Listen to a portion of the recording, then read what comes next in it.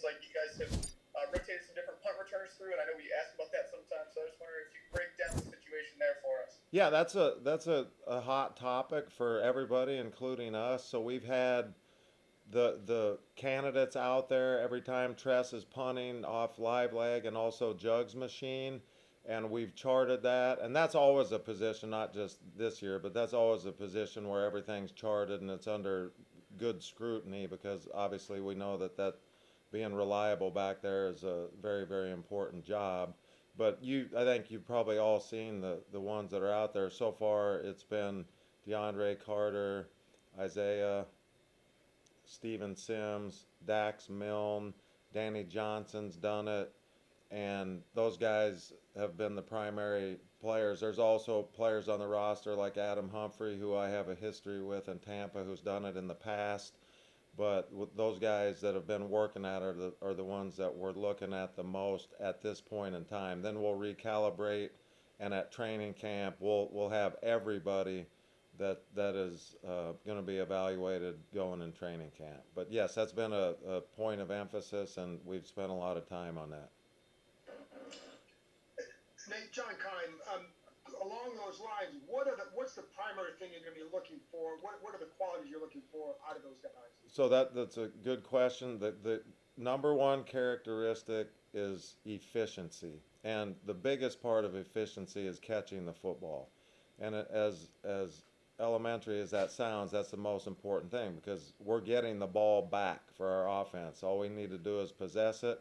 After efficiency, then we're looking for explosion because every step we take towards their goal line after we catch it is yards in our favor. So efficiency first, which includes ball security, reliability, and then explosion. Hey, Nick, I don't know about the others. Just what do you make of DeAndre Carter, though? We don't really know much about him so far. DeAndre, and I know a lot of you have been available to be out there and watch, but he's a young veteran. He's done it a few years in the NFL. He's got good game experience. He's comfortable back there. You can tell just by the players' mannerisms, the players that are comfortable underneath the ball, what we call tracking the ball, adjusting in the breeze. And he's a comfortable veteran back there, and he does. Obviously he's got film out there, but his film is good. He's got good run skills, so he's a good all-around returner. And just we could see that on the film, and that's why Coach and our personnel department brought him in. But just being around him in person, the things you can't see on film, he's a really energetic, positive. He's a fun player to be around. And the positive of that, of having a good personality, is when you're a runner, is those blockers really, even if it's subconscious, and really enjoy blocking for you.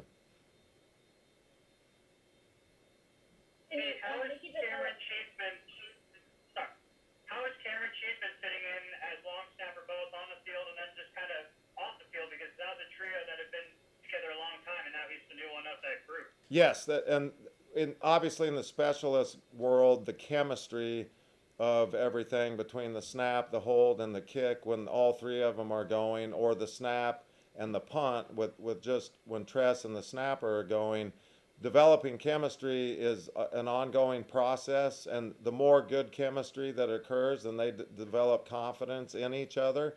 And every new thing is a new moment for Cameron being a rookie. So we're over there working on our own field early in OTAs, and then we get together. So now you're in front of the line, and you're lined up next to Brandon Sheriff and some of these veterans. So I'm sure there's some angst that comes with that. Well, I'm lined up against these real NFL veterans now, and that's a moment. And Coach put at the end, everyone saw it, he had Hop make a kick to, in essence, end camp. So that was a little bit of a moment to work through. So anytime with any rookie, working through any new moment is something that we all do together. But he's done fine with the chemistry part of it.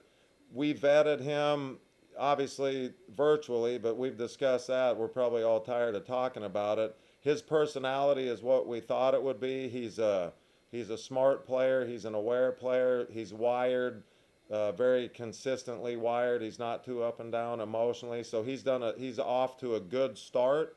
It has not been perfect, but we're working, and I think we have a chance to work towards having a good chemistry. Hey, Nikki Dembala from the Washington Post. Just to follow up on that, what do you look for when you're scouting long snappers, just in terms of their on-field ability? So, similar to the question John asked about the returners, efficiency is first. So, the number one thing is when you're working with all three, in other words, snapping to Tress, who is our holder, and Tress presenting a good ball for Dustin to kick, him being able to execute location and also the laces. So the three factors we usually look at are laces being where the holder doesn't have to turn them too much. There's going to be a slight turn in there quite often. You want the location where the punter likes the ball. Some holders like it a little higher, a little lower. And then the less wobble or the tighter spin you can have, that would be third. But location and laces and spin rate when we're talking about short snaps. And then punt snaps, punters don't like moving their feet out of their stance. So when Tress is back there set up, we'd like to snap a ball to him between his chest and his belt, basically, and not make him move too much side to side, where he can just take his jab and his two-step approach. If punters have to move a little bit, it just makes them work a little bit harder to get back on their line. And like I said, most snappers are, I don't know if I've seen any that are perfect, but the easier they can make the punter's job when he's punting with accuracy and not making him move his feet, and the three things we talked about on the short snaps, that's the starting point. The third thing that comes in for the snapper, the element of the short snap, the long snap, is protection. And if you can have a good feet to move and block people, because when they rush you with 8 people, your snapper has to be involved in the protection and block somebody. So the better they can move their feet, size, length, and all the things you'd look for in just a blocker in general are an added bonus. Hey Nate, Ben Standig with the Athletic. Obviously, we mentioned the return game, but there's a lot of other components to special teams, and you guys are able to try to assess a few things, but you can't see everything at this point. What are some of the traits that you're looking for some guys, and who are some of these back of the roster type guys that maybe we don't know a lot about that they're kind of standing out to you? Yeah. So what we look for this time of year, how well they can pick up information and process information. Then we put them in our drill work that we do this time of year, which all of our fundamentals are based on. We watch them respond to what they've learned in the meeting room in the drill work, how to get leverage or keep a returner where we need him to be so we can all converge and tackle. Spacing, after we punt and we're running down the field, being in the right place, and if someone's not in the right place, how to replace them. How to get your body under control when you're around a very good athlete who has the ball and the returner. So we work on a lot of the movement patterns. And then basically when we get to training camp and we have the ability to put on pads, then you're practicing the physical part of the game. And the players that are physical tacklers or good tacklers that can get people on the ground when we're covering, or blockers in the return game, and also punt protectors like we talked about. So then the physical element in training camp and preseason games is coupled with the movement patterns and how they process and react to information, and then you can come up with your most complete special teams players. Been really pleased with our draft picks and how they may potentially fit. I think all of the draft picks, and I've talked about them before with the media, all of them are at least what we thought they would be in terms of how they grasp information and move. Now we just got to see how they play with the pads on. And like I said, any of the draft picks are doing fine.